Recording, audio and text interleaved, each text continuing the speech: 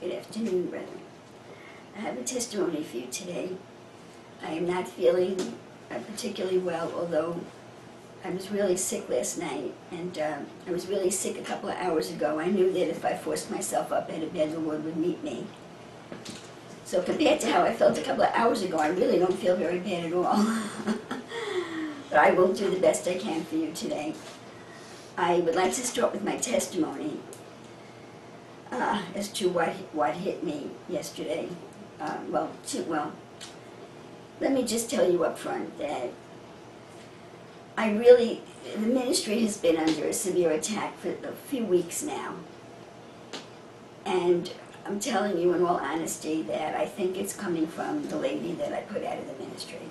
Now, she may be listening to these messages. If she is, maybe it's time that she started to face up to some of the things that operate in her, even though she may not be aware of them. Because I have known for years the level of witchcraft that's operating in her. I have known for years that on several occasions she has made me sick. And on one occasion flooded the house with flying ants. Not that she wanted to do it, it's when you have a spirit of witchcraft operating in you, that witchcraft operates in anger. Witchcraft operates in anger. The Kabbalists tell us that anger is hell, and I know that a couple of my earliest Kabbalah messages, Christ-centered Kabbalah messages, are about that. I don't remember exactly what I call them, but that's what the Kabbalists tell us, that when we yield to anger, we literally raise up hell. Because heaven and hell is in the mind. Now, that doesn't mean that there's not a spiritual dimension that the soul goes into when it leaves the body. I'm not denying that. But hell is multidimensional. And hell can exist in this world, and it manifests itself through anger. Anger is hell. Nothing good can come out of it. Of course, there is a righteous anger. That's not what I'm talking about. Righteous anger is against sin. Anger that's hell is against another person. And it is a manifestation of Satan, who is in the unconscious mind of every human born of a woman. The unconscious part of the mind is Satan. That's where she is. The energy source of fallen humanity, the energy source of fallen Adam, is in the unconscious part of the mind. And it's both good and evil. It does good things. It gives us spiritual power to accomplish things in life. But when it links up with anger, which is pride, see, when pride and anger link up, it's hell.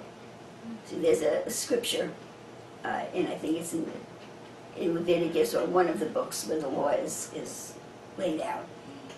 And it says goes something like this, that you shouldn't plow with a mule and a donkey. I may have the wrong animals, but it's two different animals. You shouldn't plow with a mule and a donkey. And what does that mean? It's really talking about Satan and Leviathan. When they get together, it's a spiritual energy that is destructive, very destructive, depending on the person, because we all have the female spirituality, and some of us were just born that way. Some of us are very strong-willed people. And when that anger links up with pride, you bring hell into this realm. It's a parallel experience to me telling you, when we gather together like this, and Christ Jesus rises in all of us, and then hopefully the Lord Jesus comes down and meets him, for the hours that we're together, this is the Sabbath. Because there's an energy going forth, and it's a righteous energy. That's called heaven. Okay? Well, what does that mean? What is heaven? No.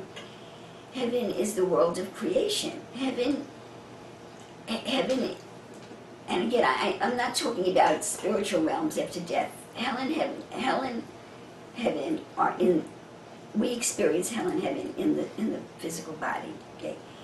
Heaven is a spiritual energy, a positive spiritual energy that is creative. It produces good things.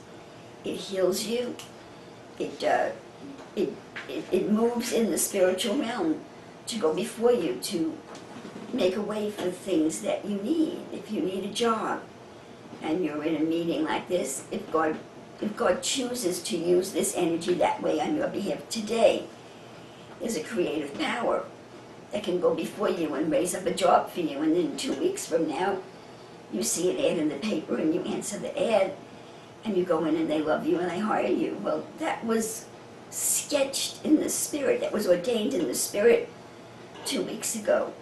So heaven is the creative power of God on the level of the world of creation, because there are 4 worlds that we deal with. There are many more worlds than that.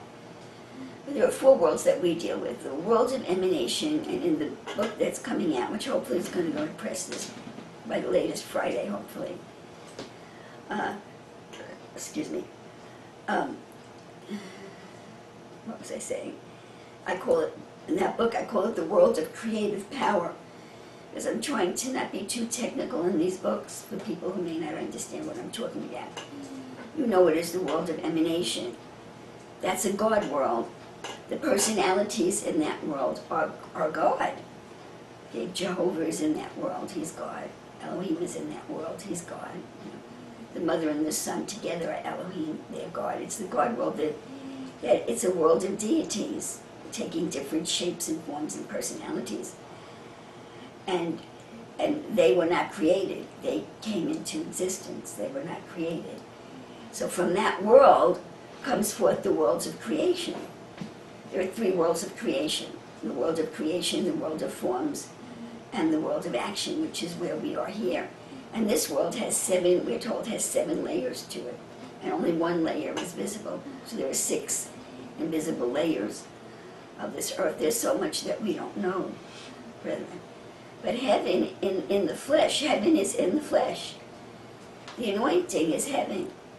It gives you peace, it heals you, heals your body, heals your mind, gives you faith, teaches you, strengthens you, and provides spiritual creative power for you if God chooses to do it for you at that time. So anger is hell, and depending on the person, if that person has a very strong spirit of witchcraft, it can be very destructive, it can kill. And I've told you this before. I feel today the Lord wants me to tell you, as I give you this testimony, to please listen with 2 ears, because this is more than my testimony. You all have to, I don't know who's listening, I don't know who's in the meeting today, and I don't know who comes in and listens to the messages afterward. But you all I know that everyone in the ministry is not equally up to par in understanding the spiritual implications of things that happen. And you need to understand the spiritual implications of things in order to pray the proper warfare, because someday you may be under attack. And you need to know how to pray. So this is not just my testimony, it's also instruction for you. And you really need to hear me, because these things are real. I've been living the X-Files for years. Okay, I have. I literally see my experiences on TV. I've seen my experiences in Gilgamesh. I see my experiences in the scripture. What is so special about me? Okay, what the reason I'm experiencing all these things is for some reason I'm a highly spiritual person. Well, you need to understand that studying the doctrine of Christ and Christ said in Kabbalah is making you a highly spiritual person. So someday you may enter into these experiences yourself, or if you've already started to enter in, you may enter in more deeply. So this will give you, if you can remember what I'm telling you, it will give you a leg up on how to deal with it when it happens to you. Because if you're having a spiritual experience and you deal with it in the flesh, you're missing the whole game. You're missing the whole thing. So I have nothing, I'm going to try not to say her name. I have nothing against her personally. Believe me. It's true, there's nothing in my heart against her. If anything, I'm just really, really sorry that this happened, because we had some good times together. Although, to be honest with you, I've been thinking more and more about things that have happened over the years, and I realized that she really, really, really had to leave. She really, really had to leave. Because she really was not one of us. But I have nothing personal against her. I am not mad at her. I am not mad at her at all. And I want you all to know that I don't know how to convey to you how convinced I am that how we deal with other people is how God deals with us. He doesn't want us mad at anybody. He wants us forgiving everybody. That doesn't mean you let people walk all over you or hurt you. It means he doesn't want you holding a grudge. He doesn't want you resenting people. I mean, if someone's really hurt you, so this woman, I believe she was really hurting me, that's why. Not emotionally hurting me. She was damaging the ministry. She was damaging me spiritually. And if she's listening to this message, she's screaming and calling me a liar right now, but that's her problem, that she's in such denial. Or at the very least, if I say something like that to you, you're supposed to be asking God if it's true. And then you need to listen to him when he answers you and not make up your own answer. So that's not sin, okay? That I came to an spiritual, intellectual conclusion that she's damaging the ministry and that she was damaging me in her opposition to what she was opposing, what God was telling me to do, which put me in conflict. And I had to save myself in the whole ministry. That's not a personal anger at somebody. I am absolutely convinced that there is no justifiable emotional anger if you want to be a son of God and walk in power. There is no justifiable emotional anger. Now that doesn't mean that we can always take the victory right away. I was mad at some women from a group that I belonged to. It took me 2 years to get over it, but the whole 2 years I was confessing it as sin to the Lord and asking him to remove it from me. I knew it was wrong. See? So what we see in the church or in life, people just say, I forgive you, and then they bury it, and they really haven't forgiven them. And I haven't preached this in a long time, brethren. I don't think I've preached it in a long time anyway. But these kinds of resentments and concerns that we bury because it's our husband or our wife or our mother or our father or our sister or somebody that you can't get away from. So you just bury it, you know. And all of these little hurts that get buried, they clump together on the astral plane. They clump together in the spiritual realms of the world of action. And they produce car accidents and disease. And they produce all of the evil of the world, depending on how strong the forces are. This world is hell, and this is how hell works. Okay? And Jesus came with the most incredible message. What a shame it's not being preached. Jesus said, look, you can escape it all. You can escape these clumps of resentments that become power balls. Power balls. I used to watch the TV series Charmed, and have these power balls, you know. The evil side had these power balls. They throw it and would explode in your face or cause a car accident or do some damage to you. You don't have to be subject to that. If you just follow the lifestyle that I tell you to follow, I won't let it hurt you. See? That's the message that he came with. Do you hear that preached? Do you ever hear that preached? You ever hear that preached? He said, you don't have to be subject to this. See? To power balls blowing up on you and hurting your body or hurting your soul or hurting your marriage or hurting your career or hurting your children. You don't have to be subject to that. Just do what I tell you. Forgive everybody. 7 times 70. Now that doesn't mean you let them hurt you. Okay? But I'm talking about emotional anger. Emotional anger is hell, and it's sin, and it's the ass and the mule come together. It's anger and pride, and it's deadly. And it's a spirit of witchcraft. And that's the truth. See? So I have this revelation, brethren. I have it so very strongly that there's no way I'm going to enter into power being mad at anybody. There's no way. I'm going to enter into power being mad at anyone. I have no right to be mad at anyone. I have a right to defend myself in righteousness, but as far as an emotional anger towards the person, no. But you need to understand that's for my benefit. Someone would say to me, what about Hitler? Are you mad at Hitler? I have no emotional anger. I have a righteous anger. What he did was wrong. He should get punished. You know? I think for what he did, he should not live. That's what our courts are supposed to be about. Judges, that's what the Lady Justice is about with the scales. The Lady Justice being blind, you know? Weighing what you did according to the law. And I remember years ago when the Lord, because I come from a family where there was a lot of anger, a lot of immaturity. You know?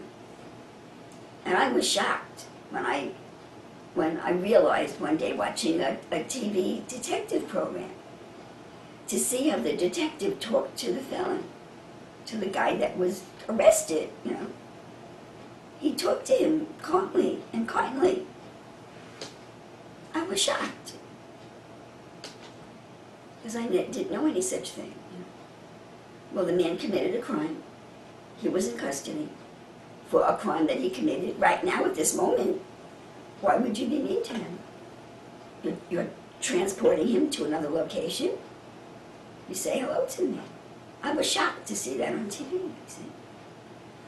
What shape would our police officers and our detectives be in if they had emotional anger towards every felon that they had to deal with?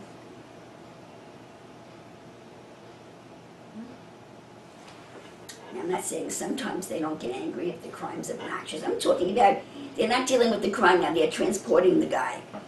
Actually, in the TV show that I saw, the cop tried to help him, tried to give him some advice that he should go through with do his time and come out and live a right life. He was trying to help the guy. See? So, emotional anger is sin. There's no justification for it. See? Now, I understand that most people cannot live up to that. If people hurt you or do things wrong, you get angry because we're human. But Jesus said, if you want to follow this path, I'll give you the power to do it. And if you choose to follow this path, I'll give you the power to do it. And you will rise above the authority of these powerballs that smite people every day. I gave a testimony recently about my perception of the medical community, at least here in New York. How awesome it was, how awesome it is and how it affected me. But I knew that there was something wrong behind it. And what's wrong behind this awesome medical community is that it's taking care of people from cradle to grave. That's what God is supposed to do. It's a part of this medical. Now sometimes we need it. I was in the hospital last night. I'm not saying you should never go. Okay, you should just understand what's happening. Okay, it's a deification of the state. Socialism is a deification of the state. That's why socialism tends to try to destroy your faith in God, because the state becomes God. And then there's this tremendous medical community that's so, I keep thinking of Gilgamesh, you know, that Uruk, that great city, look at it. Yeah. It's awesome, it's incredible what they do for people, how they help people. The things they do for sick people are awesome. But be careful that you don't idolize it. See? And that's the whole purpose of socialism and communism, to deify the state. That you should come to the state for everything and you should be a slave to the state. And that was the evil that I was perceiving and didn't understand it until I sought God. See? So, anyway, what's happened here? This is what I think is going on. A couple of people have been attacked. I think I told you, it's now 2 or 3 weeks ago that I was sexually molested in my sleep. Another sister was sexually molested in her sleep about a week or so ago. And I'd gotten reports of people experiencing great anger intense anger in the spirit. I've had 2 dreams. I cannot even call them dreams. I was someplace, my soul was someplace that I saw something in a high spiritual realm. Where the scripture would call it a sleeping trance. The first one was a few weeks ago, and in the dream it was Sandra from Minnesota, who was enraged at me and telling me that I had betrayed her and cursing me, calling me a bitch. The word was given several times in the dream. And there was no conclusion to it. It was like a snapshot in time. I don't even know if to say time is correct. When you see in the spirit on this level, it's a snapshot of what's happening on the spiritual realm. Now, it wasn't Sandra. I know that the way words of knowledge come down in this ministry is that the person that appears, it's almost never that person. So why does that happen, Sheila? Because that's really hard. That really is confusing you. You know, that's very confusing. If you don't understand what I'm telling you, you think that it's you or you think that it's the person. And I know there have been occasions in this ministry where people have had words of knowledge like that or dreams like that, which I call them word of knowledge dreams, and they haven't been able to believe me. That person they saw in the dream, that it really typified something else, and they would be angry at that person. But then you have to learn to be a spiritual person and understand what I'm telling you. The level of words of knowledge in this ministry, with some rare exceptions, very, very, very rare exceptions, come out of Netzach Hod. Okay, we all have Sephirah in us. Okay, everything, Sephirah, if you want to understand the thing of it in terms of atoms, everything has Sephirah in it, and layers of authority and hierarchy in it. So we all have Sephirah in us. And Netzach Hod is very low. So the messages that come out of Netzach Hod, they're not always accurate. If you have a word of knowledge that's from your carnal mind, it'll come through Netzach Hod. Netzach Hod can bring you accurate messages or messages that are false. So you have to be very careful with words that come out of Netzach Hod, and that's where the messages in this ministry have come from, with some rare exceptions.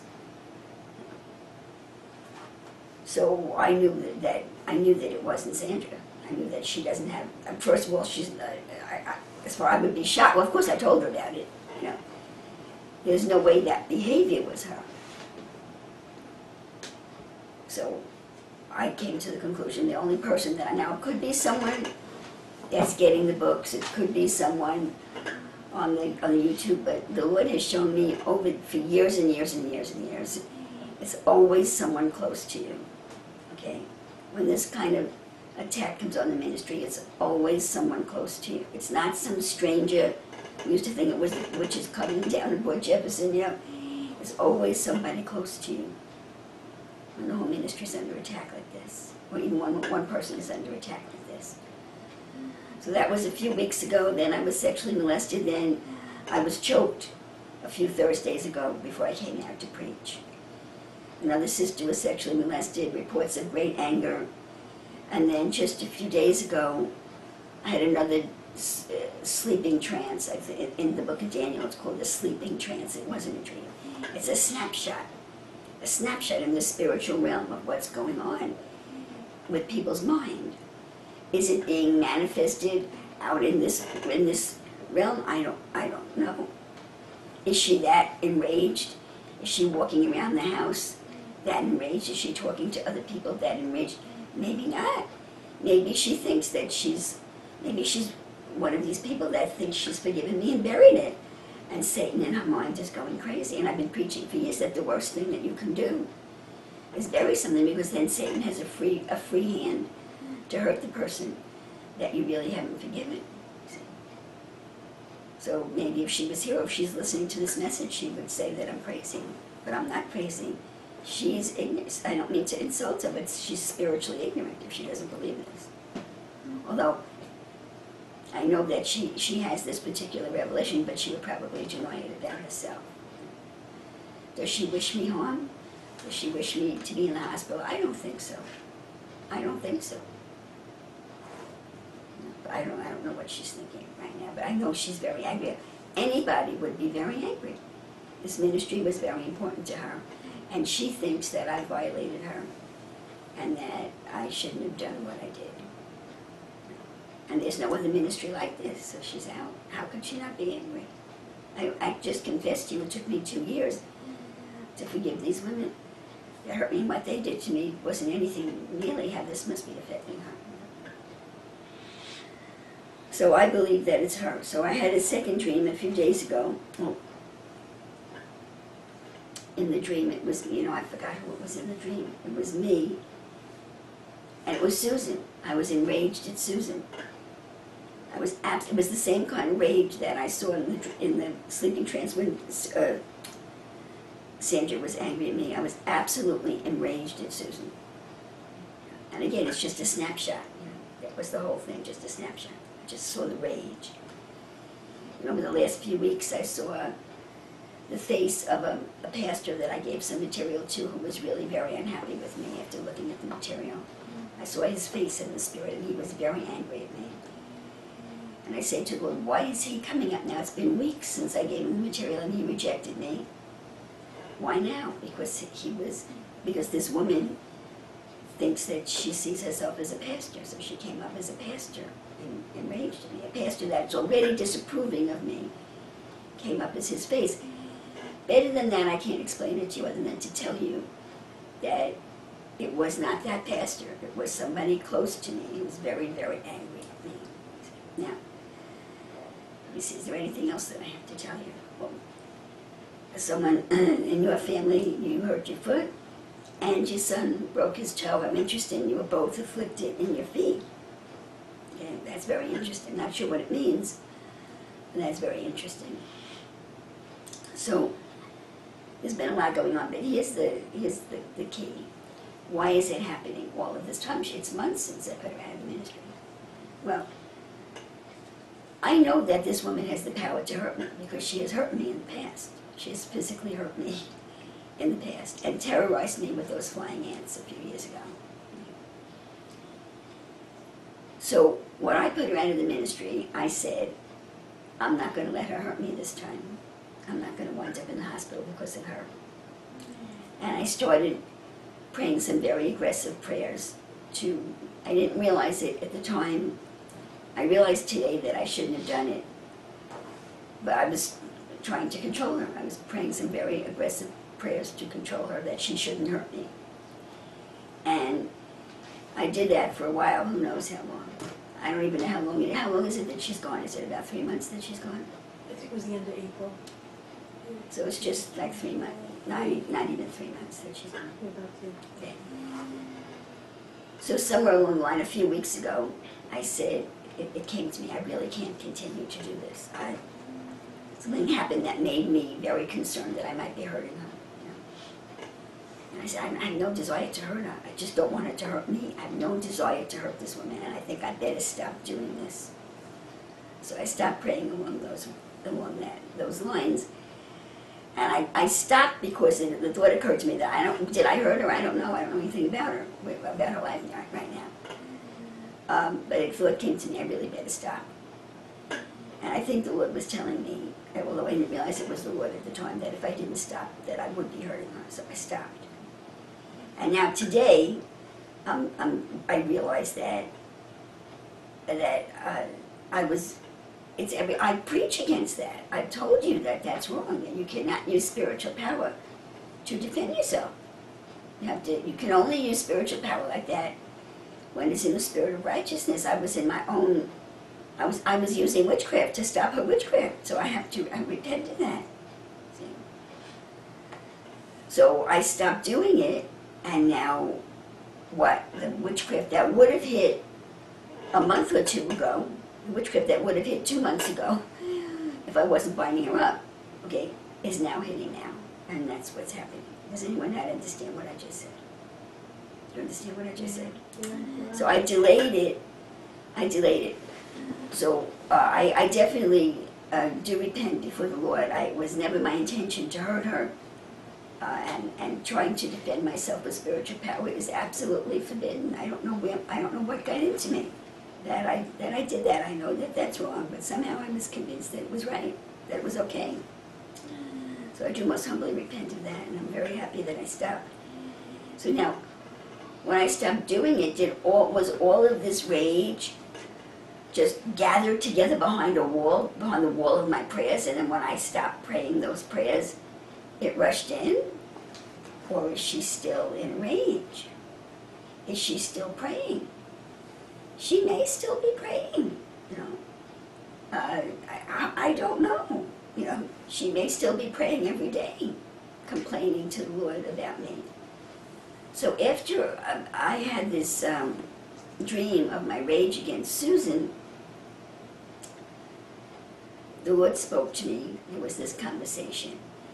And the Lord showed me the scripture in Zechariah, I think in Zechariah chapter 3, where it says Joshua was being accused by Satan, and Joshua was in filthy rags. And the Spirit of the Lord there was to defend him.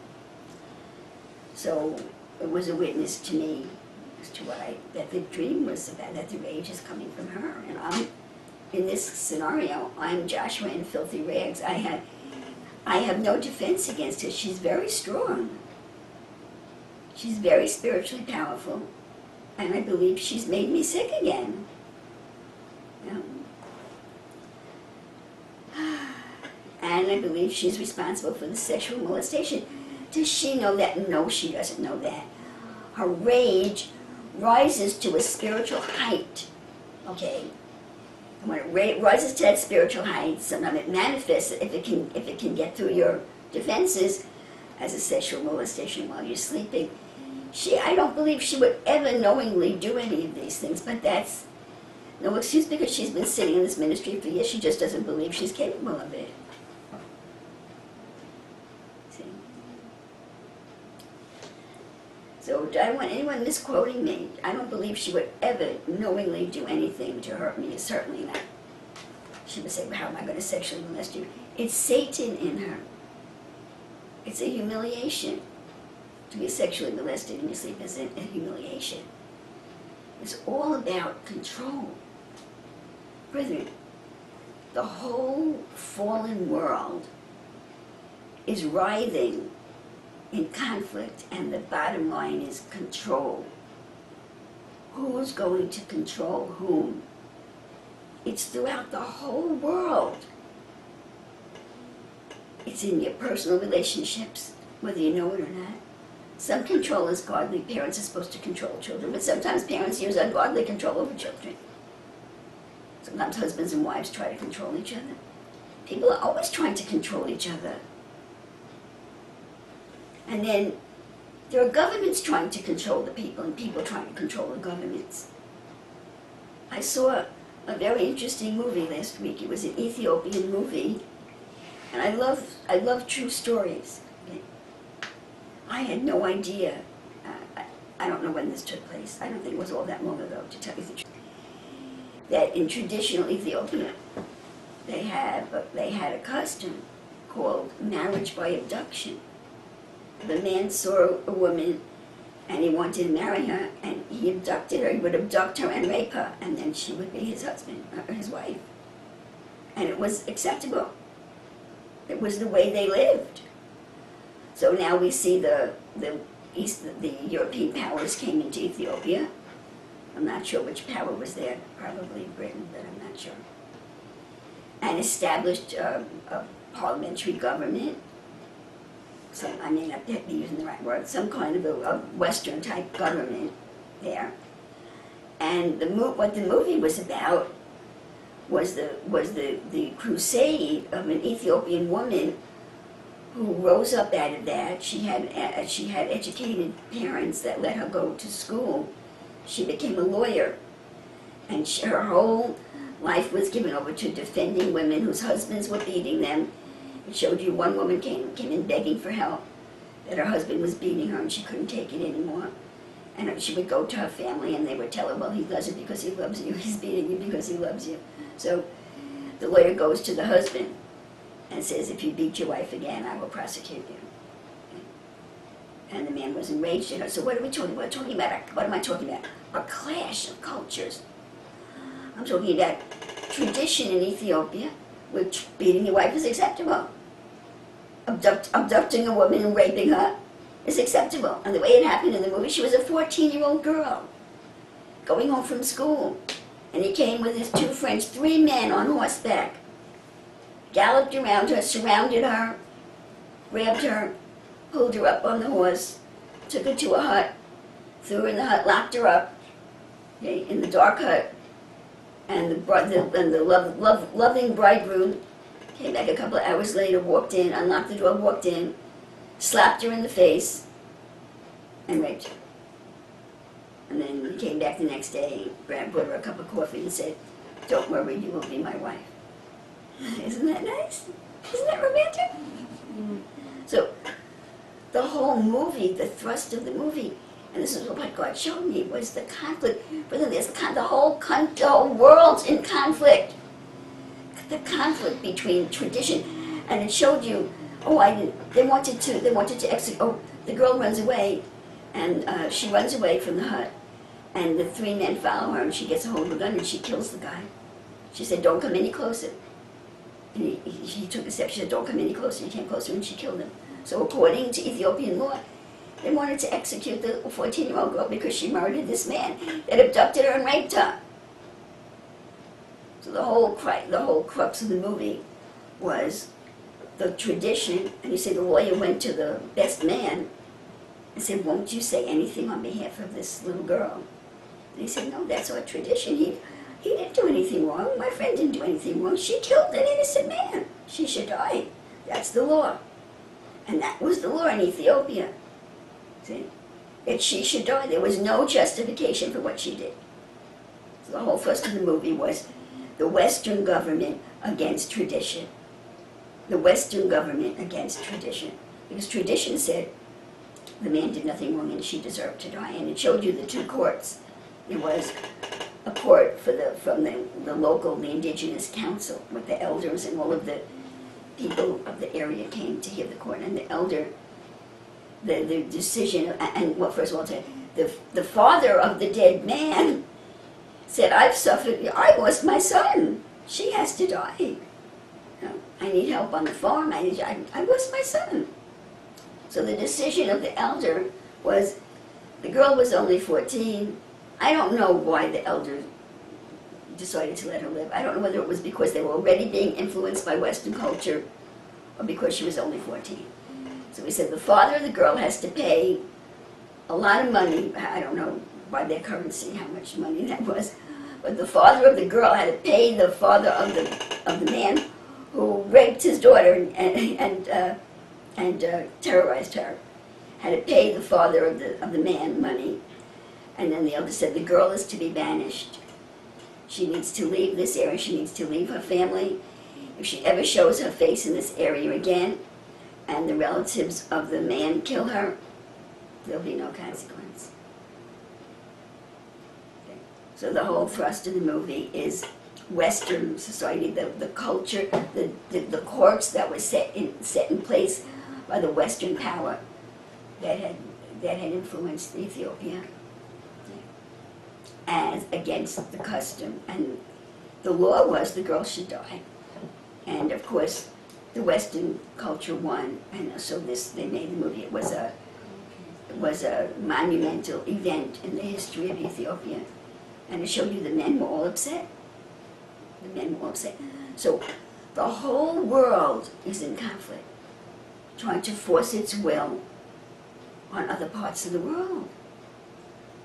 And the only conflict of that type that's right, that's acceptable to God, is when the root of the whole thing is righteous. So the root of this whole conflict in Ethiopia, I believe, was righteous. Do you know Ethiopia is a Christian nation? You know, that's where the Queen Ship came from. She brought they're Christian and Jewish there.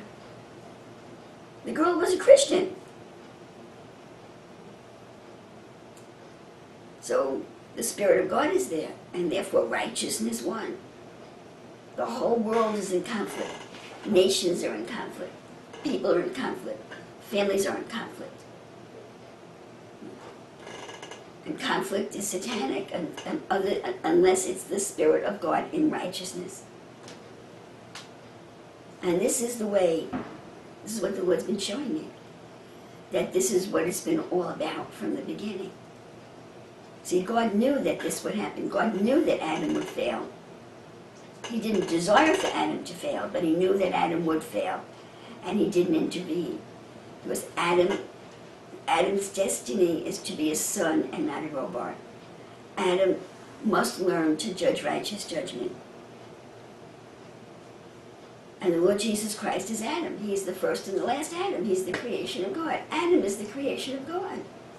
Adam is not God. He's the creation of God. Adam is the mediator between the vessels that the spiritual life dwells in, which is us, and the deity. Adam is not God. That's why Jesus is not God. He's mankind. Jesus is mankind. We're humanity. He is a God in that he exercises spiritual power, but I find that confusing to say he's a God, but he's not the God. He's not God. But he wields all the power of God. He's God's agent. So the whole world is in the throes of conflict because on a very high spiritual plane, the creation of God is trying to become a righteous person, is trying to overcome the tendencies. This creation is the mixture of heaven and earth. It's the mixture of good and evil. And the creation was given a higher mind which is powerful enough to rule over the evil. So on the very highest plane is one man called Adam. And all the way down here it's millions and trillions of people. But this is the truth of our existence. There's only God and his creation, Adam. And Adam is both heaven and earth. Adam is good and evil. And he has to rise up and live out of his righteous mind and bring the evil into submission to the good, and then there will be peace. And the lion will lie down with the lamb. And that's what our whole existence is about. So what God is telling us by sending Jesus to us is that we don't have to wait until the victory is taking place on some high spiritual plane to be in heaven.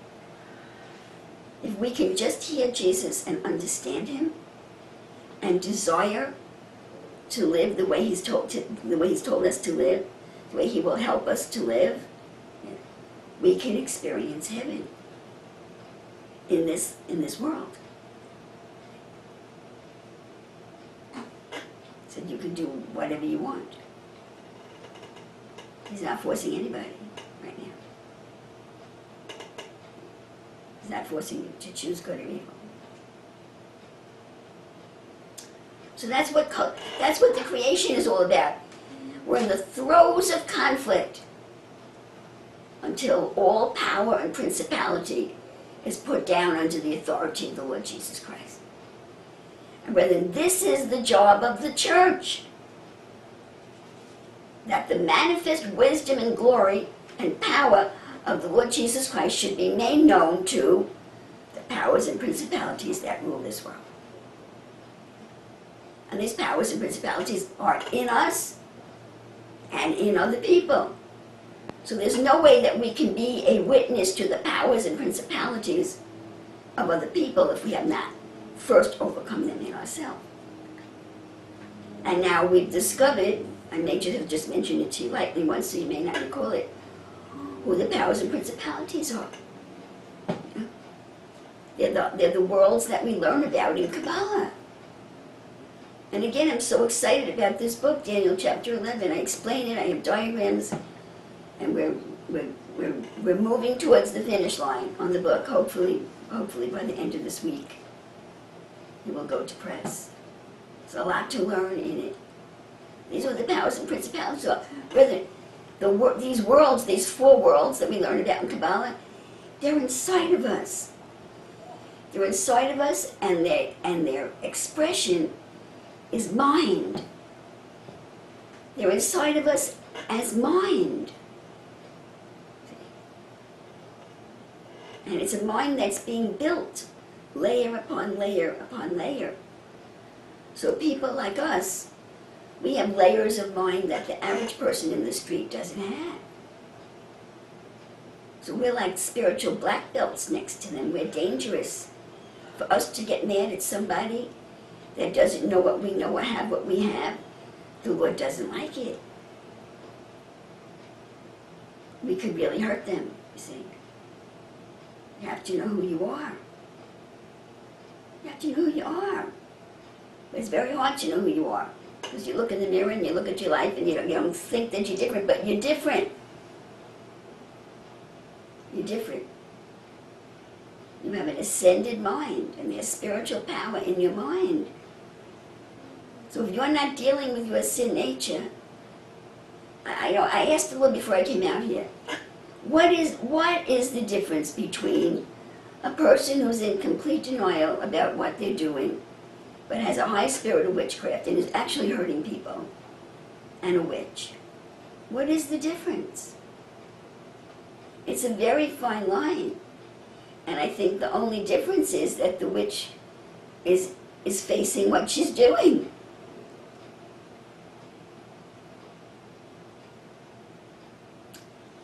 So we're dealing with a very high principality in this woman.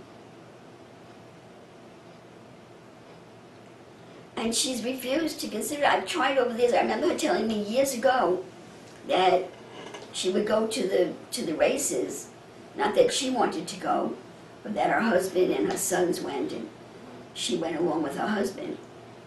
So every time she would go to the races, she would get numbers in her head. And she would tell her husband to bet the numbers, and she would win every time. I remember telling her one year that I wasn't really sure that that was God. And she looked at me like I was crazy. I said, I'm going to pray about it, and I'll let you know. Okay. All of these years thinking that I was helping her by telling her these things, but she would just get angry at me instead of asking God if it was true. And then about a year later, I went to her and I said, Sister, I believe that that's not of God, that it's a spirit of witchcraft operating in you. God's not giving you that money. And my recommendation is that you don't exercise that power. But she didn't believe me for a second. So what's happened to her is that she had a high spirit of witchcraft that was there from the beginning. And as she became spiritually involved with God, it got stronger. And when she did not deal with her sin nature, it got very strong. So these powers and principalities that Paul talks about, they are in people. They're in people. So what I don't know, I said to you earlier, was everything that's hitting us now, and what happened to me yesterday? Well, actually, it started a couple of days ago, right after that dream. And actually, I got a phone call from a sister who, at the same time that I had that dream that I was in a total rage at Susan, she said that I don't think she was sleeping. I think she woke up. She thought she heard something coming in the back door of her home. And then, I don't know whether she was sleeping or awake, maybe half and half. She said that the thing came to her in bed and tried to pin her arms behind her. And she was alarmed, obviously alarmed. Some entity came in. I don't think she could describe it. But it was pinning her arms behind her. And then, I asked her what time it happened. At the same time, I was seeing that rage. And she said, when she said, you have to leave in Jesus' name, it left.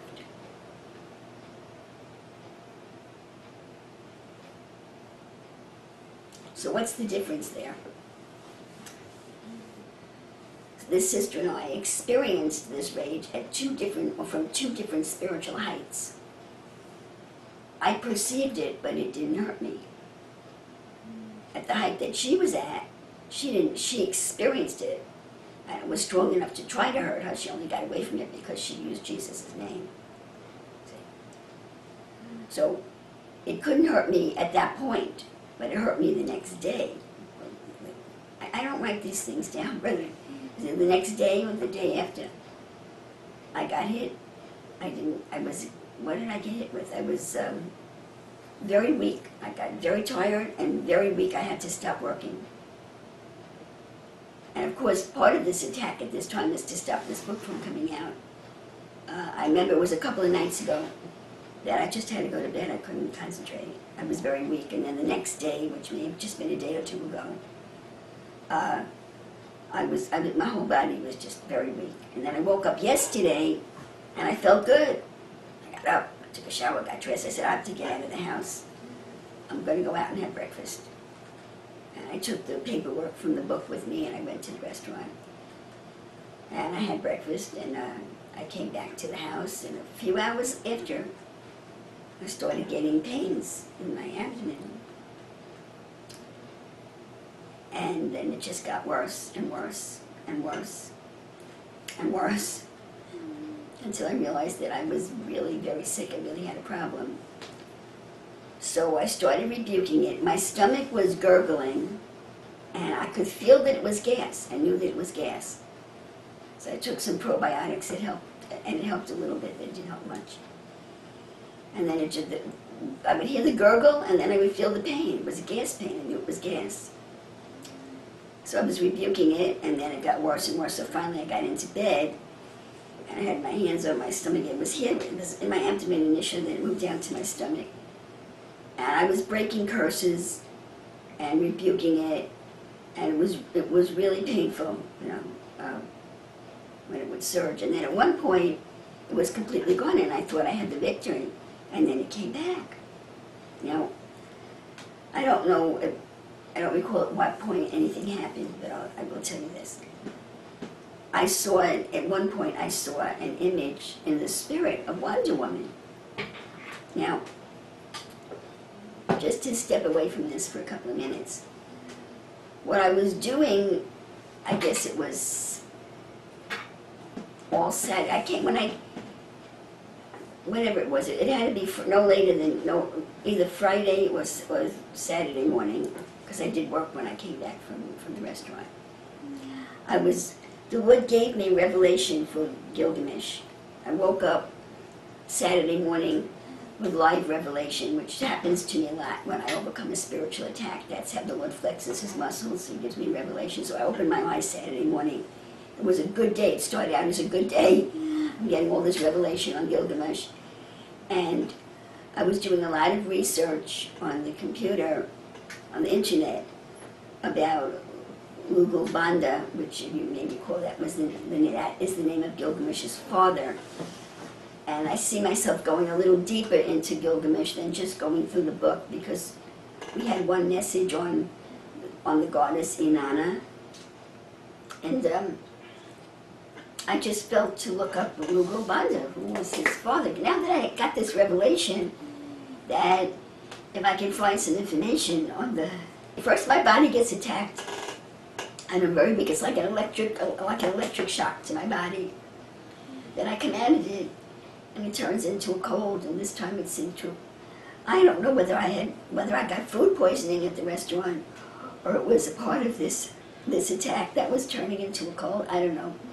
And on top of it, I had my nails done on Thursday, and they hold your hands. The whole hour that they're working on your nails, they hold your hands. And my nail technician got sick right before my eyes. He had to stop working. He did the whole thing, and then he had to call someone else to put the polish on because he was sick. So it's just all working together. It's just a perfect storm, So I was working on the computer looking up Lugalbanda, because now I had this revelation that if I could just, if I could get more information about some of the other characters in the book, I might understand the book even better. As a matter of fact, this message is a potpourri. It's my testimony. I gave some really interesting exhortation. I'm talking about Gilgamesh. And actually, in my research, I found one of the myths I was looking at the myths of Sumeria. So that's the sequence. My body gets electrified. I'm shot down weak, and then it turns into a cold or some kind of virus. So it may not have been food poisoning. It might have just been some virus that I picked up. In that weakened state, But my body's electrocuted, spiritually electrocuted. So, one of the, I think that we read the chapters where Enkidu and Gilgamesh were traveling towards the cedar forest, and Gilgamesh had dreams. I think he had 5 dreams, if I'm not mistaken, that was scaring him. And in one of those dreams, there was an eagle with a lion's face, something like that, and it came down and terrified Gilgamesh. And Enkidu said, oh, that's just Humbaba, he can't win. Well, in my research, I found a myth. That's what I'm looking at, that's what I'm researching. Thanks for a Sumerian myth about how, thank you, Lugalbanda, there's Lugalbanda 1 and Lugalbanda 2, and they were both kings of Uruk, or Iraq. So the Lugalbanda that is the father of Gilgamesh is Lugalbanda 2. But Lugalbanda 1, his grandfather, did a good deed to some creature, some giant creature, by feeding the creature's chick, the offspring, the baby offspring of the giant creature. Okay? And that giant creature was an eagle with a lion's face. So that eagle with that creature that had the eagle and the lion's face was not trying to hurt Gilgamesh. It was trying to tell Gilgamesh, you should not be, this trip is wrong, this idea is wrong that you're going to the cedar forest to kill Humbaba, it's wrong. Okay? So that was this entity that I found in another myth that entered into our account of Gilgamesh in a dream, trying to save Gilgamesh. Okay, but he saw Enkidu interpreted the dream incorrectly. Did you follow what I just said? So I now have this understanding, excuse me, that I'm going to need some more tissues. It's like I'm getting a cold now.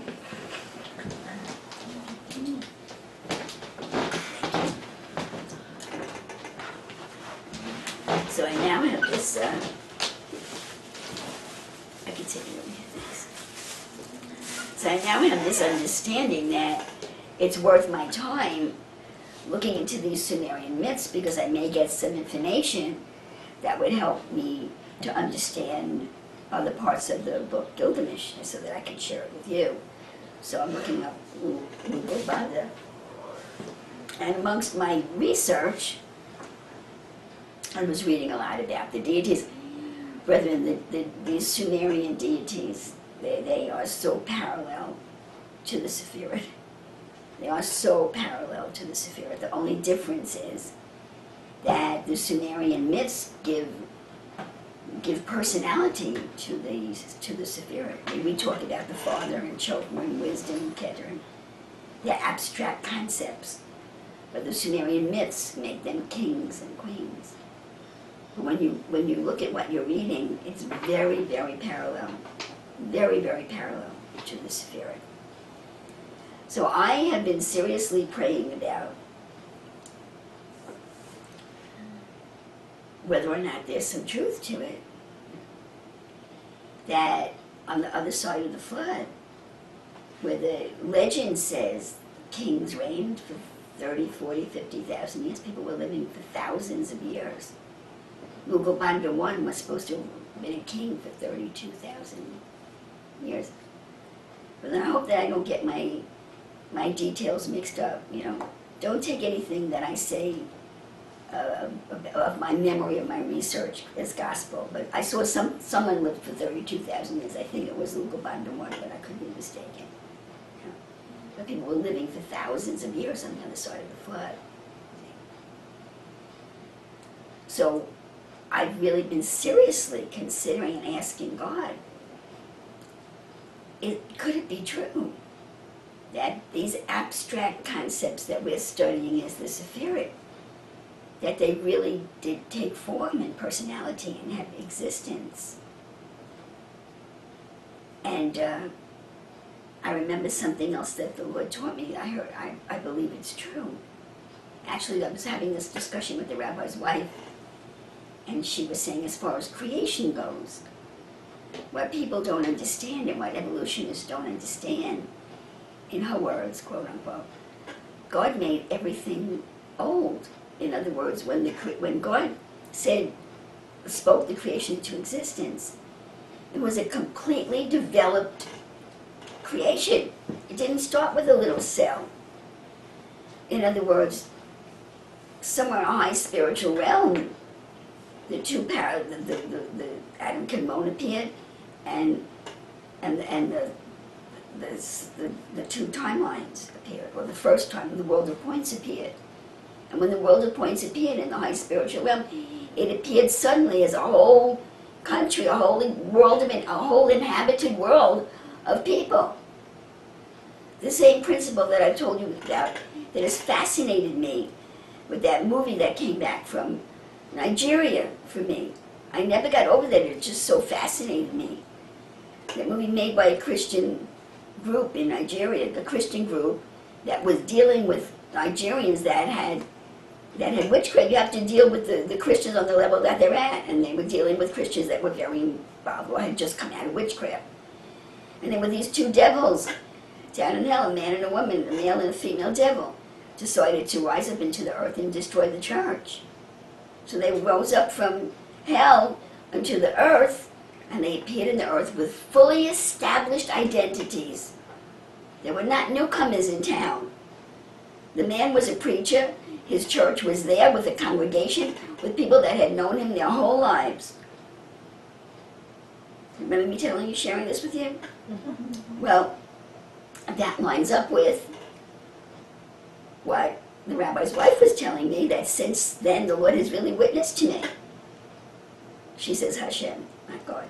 Hashem made everything old, everything fully established. It appeared fully established. That they didn't even know they were new. It was like they've always been there.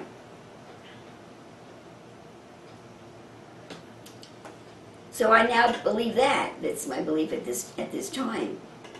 So if that's true, is it true that the different layers, let's let the different layers of creation had a relationship with each other at that time? Let's say, for example, the world of the deities, okay, the people that they call gods, okay, they would have come from the world of points because they were gods. They had power over the earth. And then people like Gilgamesh fits into the category of Adam or Adam. He was 2 parts God and 1 part human. So I believe he's a type of Adam. So we're talking about the world of points. And remember, the world of points came before the world of emanation. The world of emanation only came into existence because the world of points failed. So the world of points was the God world. Okay? And those gods and goddesses existed. And they were imperfect because the whole idea of the creation is that God was bringing forth a son, and not a servant. It was bringing forth a creation that would think independently, based upon the righteous nature of God. So evil was present from the beginning. And what happened to the, if you want to follow this line of thought, but just investigate. I'm not telling you it's true. If you don't want to believe it, you don't have to. But you really should investigate it with me. Okay? This is a hypothesis. So those 7 sephirot of the world of points that went into sin and were destroyed, what did that mean? They didn't cease to exist, we found out. I used to think they ceased to exist. Then I grew up and found out, no, they didn't cease to exist. To be destroyed means that at one time they were living out of righteousness with evil present in them, okay? Because evil is a part of the creation. It's part of the form and the structure. And then they fell down under the power of the evil side. And the evil side became prominent ruling over the good side. And so they became these gods and goddesses that we read about in Sumerian and in Greek myth. They were good and evil. Because I mentioned this to you, according to the Sumerian myths, they did a lot of good for the beings on the lower planes of consciousness, but there was a communication. That's what I'm trying to suggest to you. That these gods and goddesses existed on the level of the world of points, and then there were beings on the level of the world of creation, and that's where Gilgamesh was. Adam was on the level of Adam. He wasn't a god. He had something of God in him, but he wasn't a god. He was 2/3 God and 1/3 human. He wasn't not a god. And then below him were the vessels, the people of the city, or the people of the crowd that inhabited the city. That Gilgamesh, who was on the level of the world of creation, was over. And the people of the city would have been in the world of forms. I don't know that this world of action existed at that time, or if the world of action did exist, that the people of the city would have existed on two levels. The world of action would have been their physical form, and the world of forms would have been their mind. And is it possible that all three of those worlds were in open communication? That they appeared to each other and talked to each other openly? The gods from the world of points, the mediator, Adam, Gilgamesh being the type, and the citizens of the city, the vessels like us. And they all knew about each other, and they communicated with each other. And there was no secret. So I'm finding this concept fascinating, and that, of course, at the time of the flood, because of abuse on the part of the gods, the separation came, and Jehovah set up these walls and telling the Christians and the Jews anyway, they were not supposed to communicate with these other gods because they became fully evil. Maybe they were good and evil, and then they became fully evil.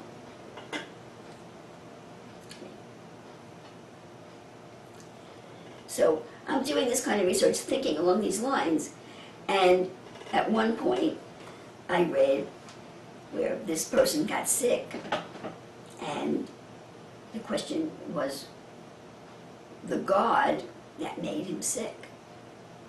So in these myths, here's this concept, here's this principle. Now one of these entities from what we would call the world of points, from the God world, made a weaker person sick. So in the middle, someone from the realm where Adam is, a God made him sick. Okay? So now try and follow me. Here I am laying in bed with all this pain. It was really painful in my stomach. And I'm rebuking it and trying to hold the pain down. And I see this image of Wonder Woman. And I can't say the Lord spoke to me, but the thought came to my mind that that was an entity that had made me sick. I don't see why God would show himself to me as Wonder Woman, because Wonder Woman, it represents a pagan god. She's an Amazon. So I started warring against this image, and I felt that God was telling me that if I wanted to overcome this pain, that I really had to fight very seriously. And so I slashed her. I took a knife and I slashed her, and I cut her head off, and I slashed her body. And I got better for a while. I actually got better. And then other entities started. Now, all of this, I'm going through this while I'm trying to deal with this pain in my stomach. This is what I'm seeing in the spirit. I'm laying there saying, I rebuke you in Jesus' name, I break these curses in Jesus' name. And this is what I'm seeing in the spirit. And the pain comes back, and I'm saying, Lord, why is it back? And I see all these entities coming to me. I couldn't see their faces, but it was like an army of them. And they just kept coming. And again, there was no clear communication from the Lord. It was just a knowing Okay? The only thing that controlled the pain was this phrase, I cut your head off and I disembowel you and feed your flesh to the birds. If I said, I rebuke you in Jesus' name, the pain didn't go away. If I said, I break the curses in Jesus' name, the pain didn't go away.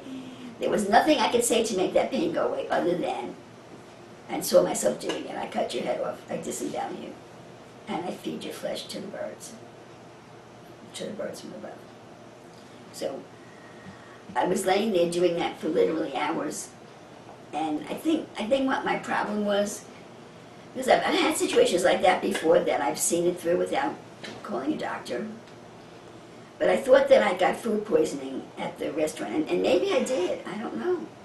It's a good restaurant. I don't want to put the name on here. The restaurant's been there for years, but it's been very hot out. It could have been the chicken went bad, although it didn't taste bad. And I ate, they served me some coleslaw with it. I'm always told I should be reluctant to eat things like coleslaw in a restaurant, because and you shouldn't keep it too long in your refrigerator, something like that can grow bacteria very easily. So I don't know whether it was food poisoning. It started a few hours after I ate. Was it food poisoning? Was it the follow-up from the 2 days of spiritual weakness, which I always get something after that? Was it a virus from my nail technician who left me after holding my hands for an hour? And I had also heard that there's a virus going around, that at the National Republican Convention, that people were not even shaking hands because there was this virus going around being transmitted by handshake. And here's my nail technician getting sick right in front of me. So I really don't know what it was, but here I am in all of this pain. And the only phrase that kept it under control was, I cut your head off, I disembowel you, and I feed your flesh to the birds. And then at 4:30 in the morning, I think I said to the Lord, do I need to go to the hospital? He didn't answer me. And of course I was crying out for him to help me the whole time. I wasn't just praying myself. And his help for me was to give me that one phrase. And I think what happened to me is that I didn't have any experience with food poisoning. And I didn't, and I at 4:30 in the morning, when it didn't seem to have gone down at all, I think I thought that I really needed to get to the hospital, because I didn't know what the problem was. Maybe I was really being poisoned. Maybe I needed my stomach pumped or something. I didn't know. So that was why I decided to go to the hospital. But I should not have gone. It was a mistake. For those of you that don't know, sometimes when you're getting deliverance, you belch, okay? So I actually belched sitting on the couch waiting for the ambulance. And then by the time I got in the ambulance, the pain was going down. By the time I got to the hospital, it was gone. Now, after that, I just felt like yuck, but the crisis of the gurgling in my stomach with the actual pain was over. So I shouldn't have gone. It was a mistake. But I'm glad that I got out and I got back, and I felt terrible when I came home. And the Lord is really amazing. I literally had to drag myself out of bed. I'm sitting here and I feel fine. But I hope I feel fine after I finish preaching. It's possible that I'm just feeling fine so that I can preach to you. But I'm really glad that I dragged myself out of bed, because I felt terrible.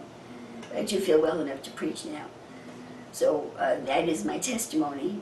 And it's more than a testimony. It really turned into a very interesting message.